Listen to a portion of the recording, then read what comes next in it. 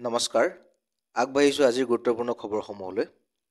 এক প্ৰেছ বিবৃতিযোগে আলফা স্বাধীনে সকিয়নি প্ৰদান কৰিছে যে যদিহে শৃংখল চলিহাৰ বিৰুদ্ধে ৰুজু কৰা গোচৰ উঠাই লোৱা নহয়, তেনেহ'লে সমগ্ৰ বহিৰাগতাই ইয়াৰ বিষম পৰিণাম ভোগ কৰিব লাগিব।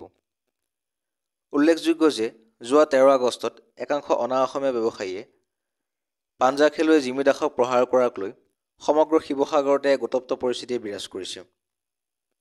প্ৰায় 30টাকৈ জাতীয় সংগঠনে ইয়াৰ বিৰুদ্ধে তীব্ৰ প্ৰতিবাদ সাব্যস্ত কৰিছে। সোৱণশিৰি নৈত 30গৰাকীকৈ শিক্ষাৰ্থী কঢ়িওৱা নাও পানীত ডুবিল। কথমপি প্ৰাণ ৰক্ষা সকলো শিক্ষাৰ্থীৰ। অসম-নগালেণ্ড সীমান্তৰ উৰিয়ামঘাটত পুনৰ উত্তেজনা। 500 টকা কেন্দ্ৰ কৰি ব্যৱসায়ীৰ সৈতে তৰ্কযুদ্ধত লিপ্ত হয় নগা দুৰ্বৃত্ত।